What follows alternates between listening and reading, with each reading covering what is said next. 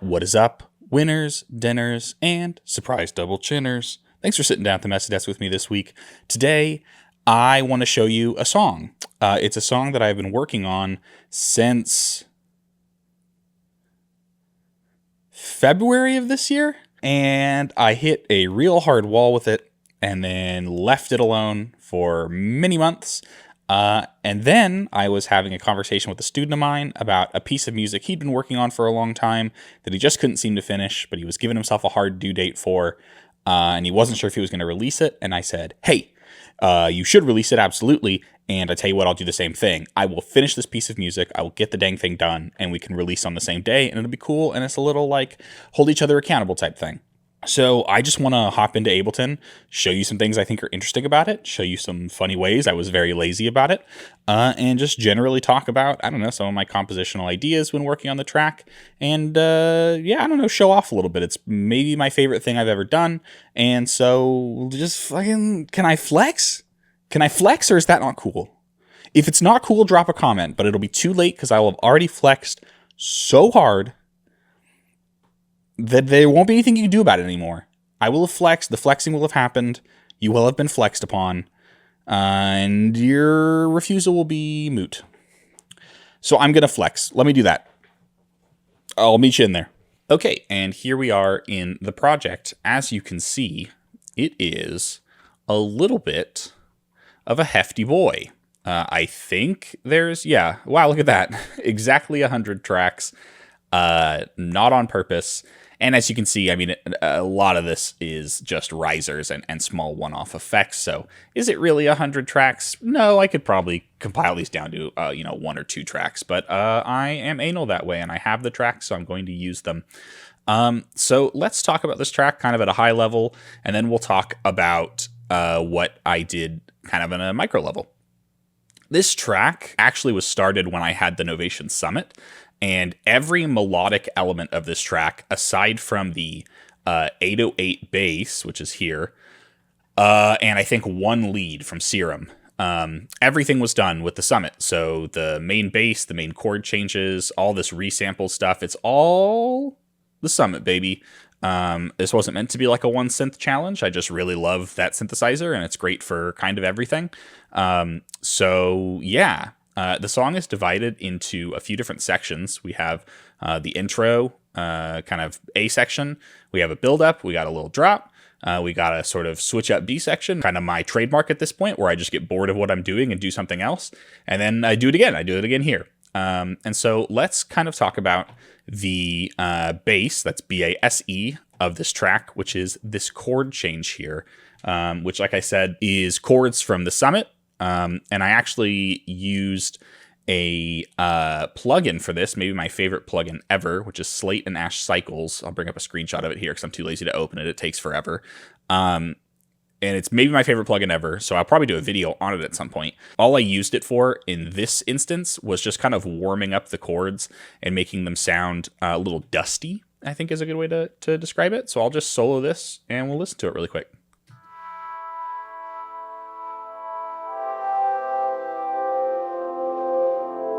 It's filtering in a little bit.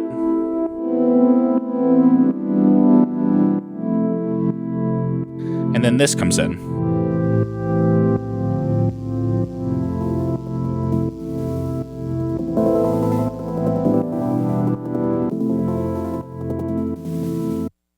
And what that is, again, is using Cycles. Cycles is basically, I should have just said this from the outset, Cycles is a granulator, looper, slicer kind of thing. It's ridiculously expensive as far as plugins go, so I really hesitated buying it for a while, but now I have no Rugrats, no Ragrats. It's my favorite plugin ever. And it's just sort of chopping this up into little bits here. Sorry, it's fading in. Ooh. Oh my god. Tell me that's not the tastiest shit you've ever heard. Here's the thing about this track, okay? You know this about your dad. I'm very lazy. I'm an incredibly lazy individual. So all of this track is based around that chord change. I never use another chord change. I take this chord change, I resample it here very heavily. I take it here, and do something different with it, which we'll get to in just a sec. And then here I take it and do something different to it, which again, we'll get to in a sec. So this song is one half kind of a pinnacle of me putting in a ton of effort, more than I've ever put into a track, and also me still being classic, lazy me. So let's just listen to the intro really quick in full, and we can kind of break down a little deeper what's going on. So let's just listen.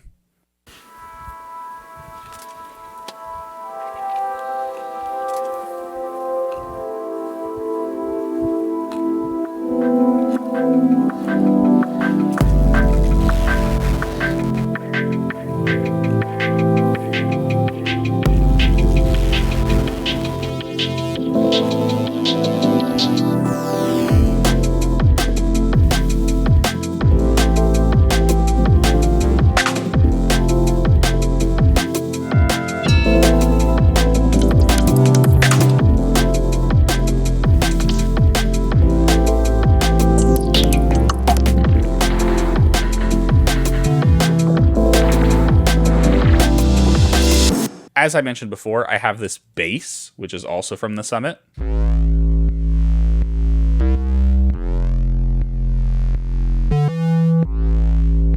I think I'm using like a ridiculous amount of unison there, just because I have 16 voices, and why the hell not? It's saturated and compressed to shit, but it sounds fucking tasty.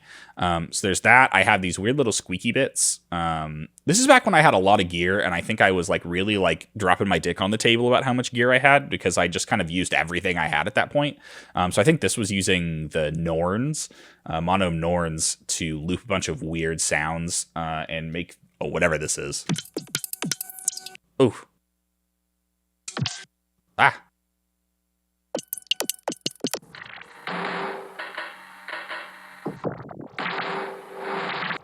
Anyway, it sounds like fucking nonsense, but kind of layered over everything. It's really nice.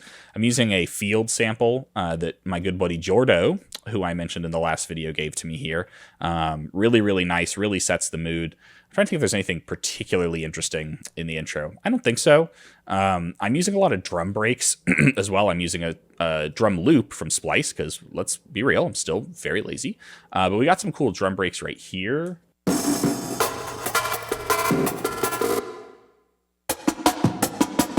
And that's kind of being used in this context.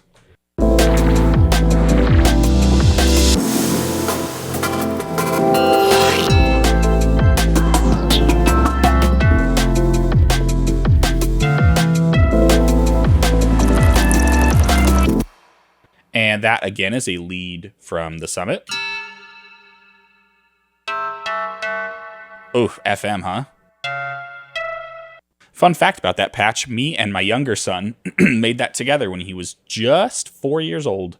We were just kind of tinkering around with it, and he was just turning knobs like crazy. And, you know, if there's one thing about kids, it's that they sort of are a lot more explorative than we are in a lot of ways, and a lot more free than we are. So he was just turning knobs to angles that I had never had the balls to turn them, and it ended up turning into this really, really cool thing that I use in this song, and it rules. So that's kind of all that's super interesting about the A section. I guess the only other thing I might bring up is these kicks that are just a 606 core kit from Ableton, and it's just beat to shit in Devil Lock Deluxe. And let's listen. Oh my god. Let's just have another one. Can we just have another one really quick? Oh, that's delicious. That's me doing my best Arca imitation. I was really into Arca at this time. Arca? I don't really know how you say that person's name. But I love their music. And they have a song called Demon, I think it's called, that uses an opening sound just like that. And I was like, I'm going to steal that. And I did. And they can't stop me, and neither can you. So sorry. You remember I talked earlier about how I was really kind of flexing all the gear I had. I think this is the Auto BAM reverb, which is just a freeze of it. And it sounds great.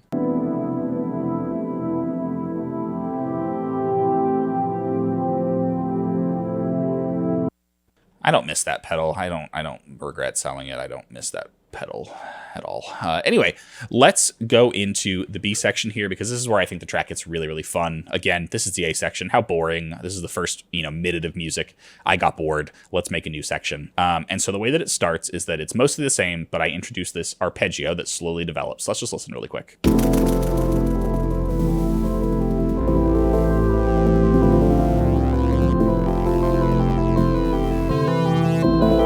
Very simple. Come and join us. Leave the worries for a while.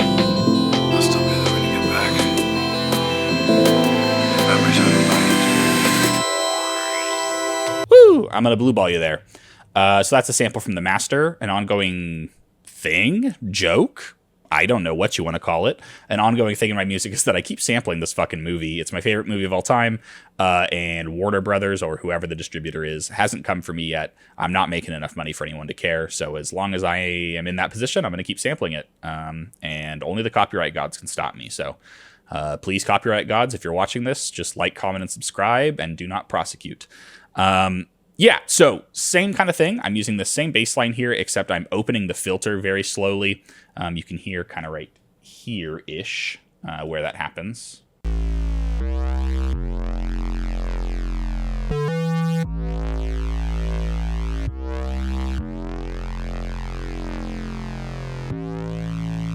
And the way that I achieved that is I believe I had the filter set to like a, what do you call it?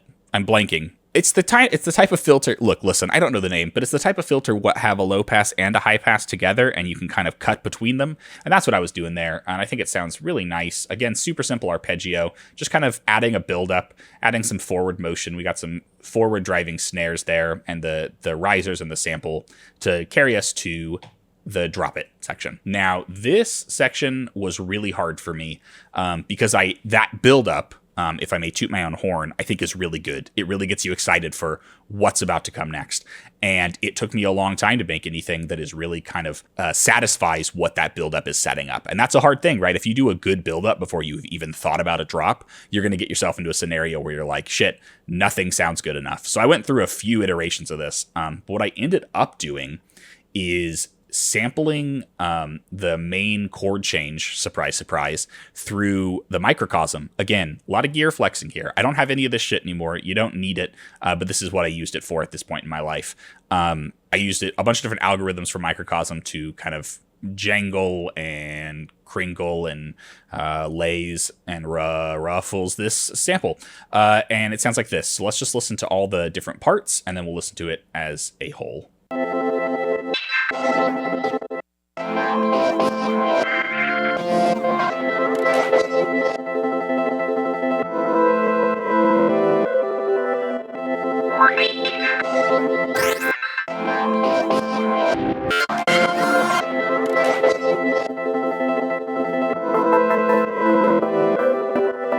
So listen, whenever I show stuff like this, I always feel kind of dumb because I don't have like a good way of explaining how I did that. I can't tell you do this and then do this. The answer is I took a bunch of long waveforms and just chopped the pieces that worked, and it was a shit ton of trial and error, and it took forever, and it was annoying, and it was, tiresome. But at the end of it, I have this, which I think works pretty well. So let's listen to it in context with everything else. I'll play the first part of the build-up, and we can kind of just, vibe out. Let's go. Let's do it. I'll still be there when you get back. Memories on your mind.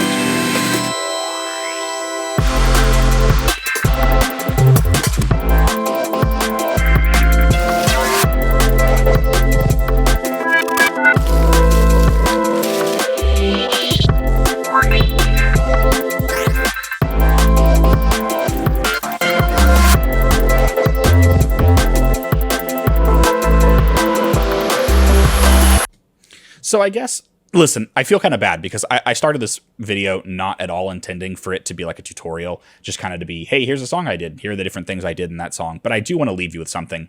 And I feel bad just saying, I don't fucking know, you try. Don't hesitate to do this sort of thing. Don't hesitate to just resample a long waveform and just keep slicing bits from it and just keep trying different things, move shit around. Audio in the DAW specifically is so flexible, so malleable, so, infinitely variable, that on the one hand, you can kind of get lost in the sauce and spend a little too much time micro-editing something. But on the other hand, you can kind of build a fun drop from nothing by just taking a chord change, running it through literally any sort of like granulizer or beat divider, or really anything, because that's what Microcosm is. It's just a preset machine. You don't need a Microcosm. You could do this with Granulator and Ableton. You could do it with some free granular plugins. There's a ton of options. But yeah, just run stuff through that. And then it's really just a matter of just slicing and saying, does this work? Nope. Okay. How about this piece? How about this piece? How about this piece? And it comes together actually faster than you'd think, even though I'm being dramatic and saying it took forever. It was a cool process, and it's one of the coolest things I think I've ever done. So I'm glad it's there.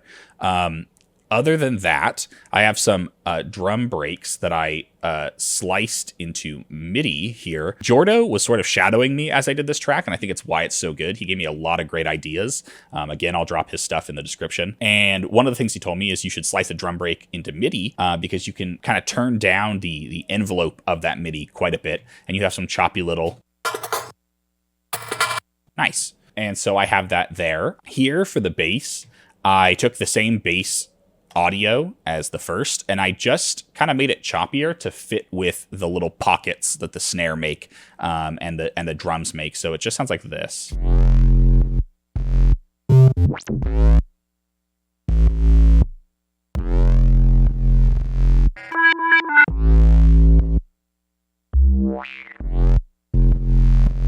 And so you can see there's kind of a lot of automation going on there. And that's mainly just to act as some fills, kind of fill some blank space, make it more interesting so it's not just the same pattern over and over again. Very, very typical stuff. Now, near the end of this, we have this little bit that comes in here. So let's listen to that really quickly.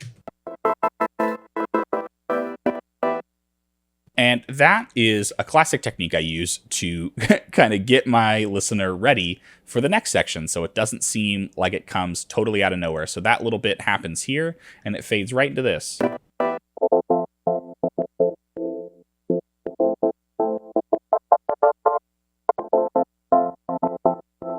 And again, these are the same chords from the A section. All I've done is quantize them to the grid and use that beats preserve transients trick that I showed you in not my last video, but the one before that, about recycling stuff. Again, this is the same sort of thing. This is how I make music. I just recycle and resample over and over again.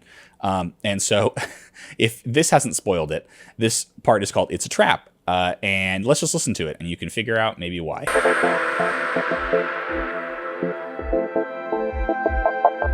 And again, I reconstitute the ARP here. And then I take the same ARP and double speed it here. There's another master sample. You scrub yourself. Make yourself clean.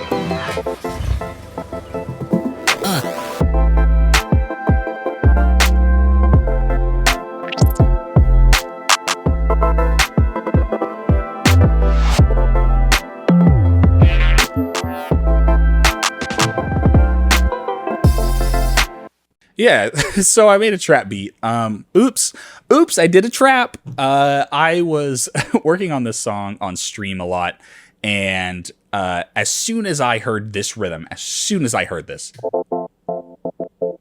was like, oh, I have to make it a trap beat now. Whoops, I stumbled into a trap. You've triggered my trap card, and here it is. Whoops, I made a trap beat. I think it rocks, though. I fucking love it. I think there's nothing crazy going on here. It's very minimal. I used this little airplane flyby and this car effect somewhere. Where the hell is it? There's so many tracks. I'm so sorry.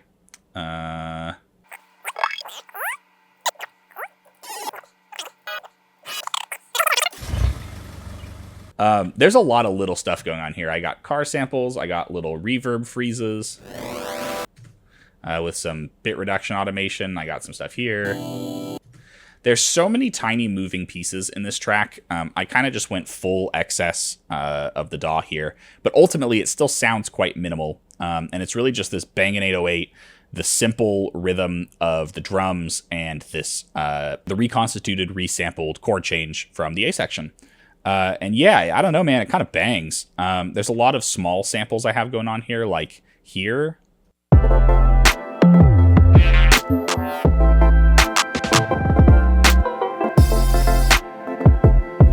There's a lot of stuff going on there. Similarly, like here.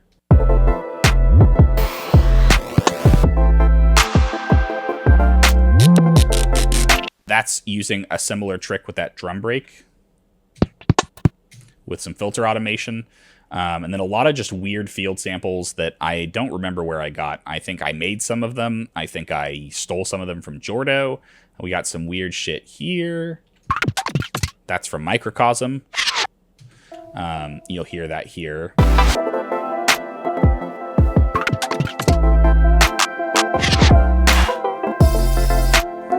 Some of the samples I'm not too sure on, and I'll probably remove. There's a little too much going on, I think. This is the Serum lead I was talking about earlier. But, yeah, I don't know. It's a C section in a song that is only 2 minutes in. This is how I make music. I cannot finish anything, but I am going to finish this track. So let's just get through the rest of it. So the trap section goes on like that for a little bit, and then we just make our way back to the A section. Using that same trick I talked about where I introduce this drum break a little bit before we get fully into it.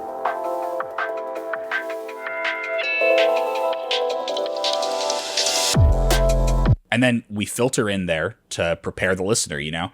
I think it's so easy to ease people in. It's like sliding into a tub of hot water, you know? If you just start right away with no filtering, it's going to be like, ooh, out, that's hot, that burns my skin. I'm a very sensitive baby boy, and I don't like that. But if you filter it, if you give them a little time, right here. Oh, what's happening? Oh, I remember this. Ooh, are we going back? Oh, I'm in the tub now, baby. Let's fucking go.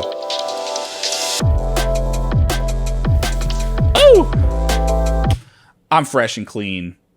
I'm Mr. Bean. That is what I call a D-section. Oh, that was flawless. Okay, so this goes on for a little bit. And then, of course, I get bored again. And so I have an E section. Boy, I don't know how many sections are on this song, but almost nothing repeats. It's kind of just me saying, I'm just going to keep taking this same material and making different stuff with it. So I do that. So let's just listen to what happens, then we'll talk about some of the stuff I did.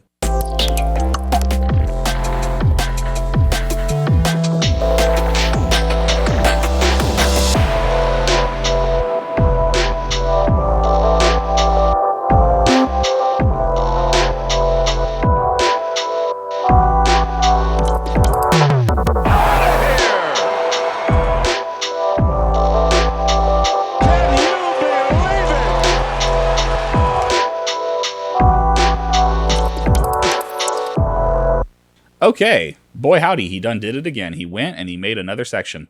Why?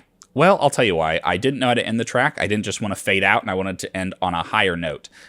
So I said, fuck it, I'm going to take this chord change. Again, I don't give a heck and dang. People are going to know by this time that I'm doing the same thing over and over, but they're not going to care because I'm going to make the section bang so hard that they have to be banging their heads. They have to be banging their friends. Everyone's going to be banging when they listen to this song. It's a real classic saxophone sex single, and I just don't give a heck and dang. And so I took this.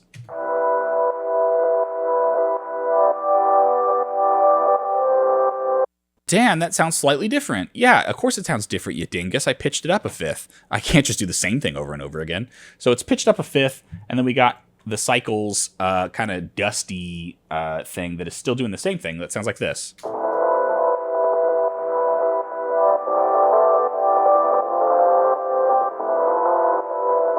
Does it work entirely? No, I had to cut out a couple sections. It's rude of you to ask me that you just had to kind of pry like that, but I cut out a couple sections here because it doesn't, when you take an entire chord change, listen, maybe I'm not a music theory nerd, let me explain it to you. When you take an entire chord change and you transpose it a fifth, it's not always going to work. And so it didn't work in some sections, and so I had to kind of copy and paste some stuff here, remove some stuff here, and just sort of make it twerk. But I did. Past that, I have the drums, and the drums are kind of what influenced this first, because this is a trick I've used in the past where I've taken a drum loop and I've half-timed it. So it sounds like this.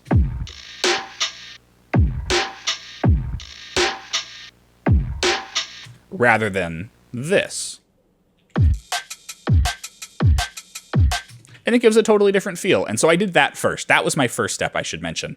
And it just sort of, it led perfectly to this sort of half-timey, really heavy bass, sort of feeling. And so I took the same bass, and again, we just did the same thing,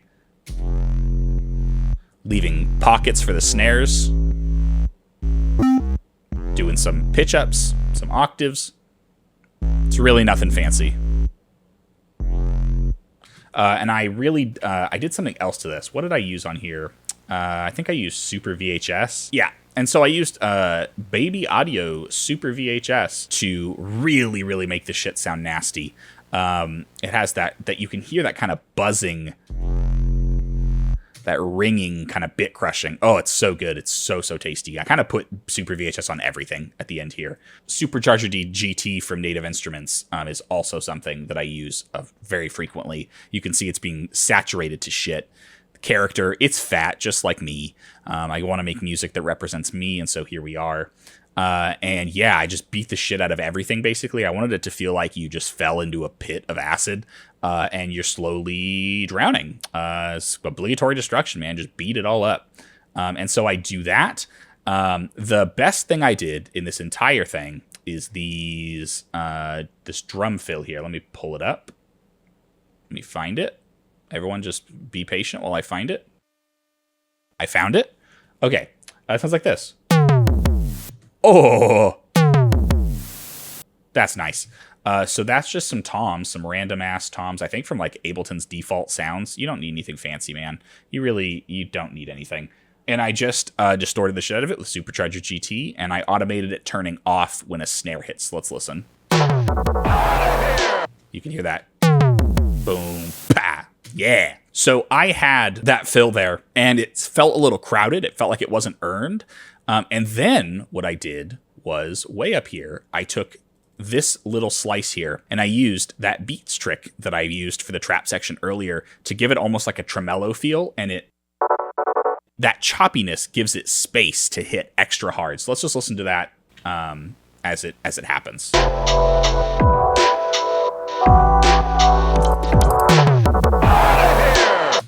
And it gives, like I said, it gives so much more space. Like if I take this, if I just extend this here, let's listen and hear how different it sounds.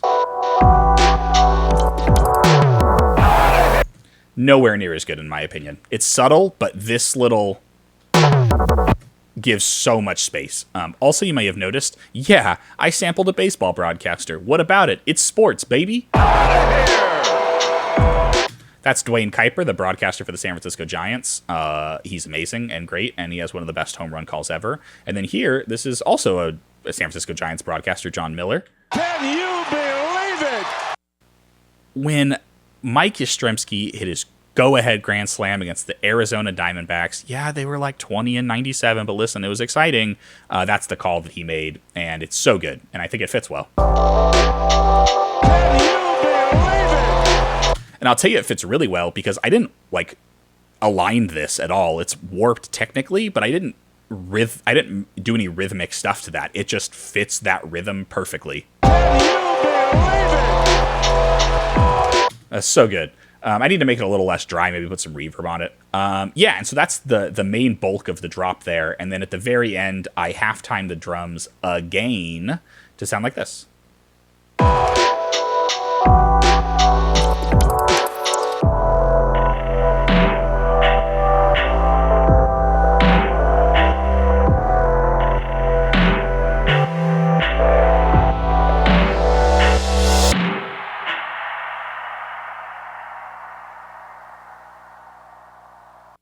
And wouldn't you know it, that's the whole freaking song.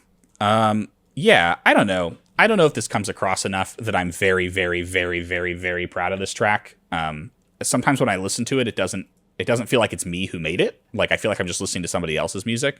And I think that's what everybody aspires to. Because I don't know if anybody else struggles with this, but when you're listening to your own music and it's just like, this doesn't sound like music. This doesn't sound like music I would listen to or like music that people listen to. It just sounds like an Ableton loop. It sounds like a drum loop. It sounds like, a 4-bar nothing. And so this track doesn't sound like that to me, which is great. I think it's aspirational for me personally.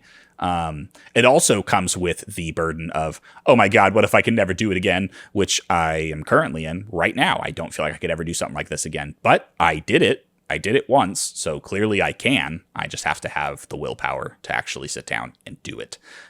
So that's really it. I think the main lessons from this song, if there are any, is just focus on the stuff you care about. I think that's been the theme of my videos the past couple weeks, is don't worry about what you think you should worry about. Worry about what matters to you, what is fun for you. Do I have fun generating chord changes? Absolutely fucking not. Do I have fun generating drum breaks? Absolutely fucking not.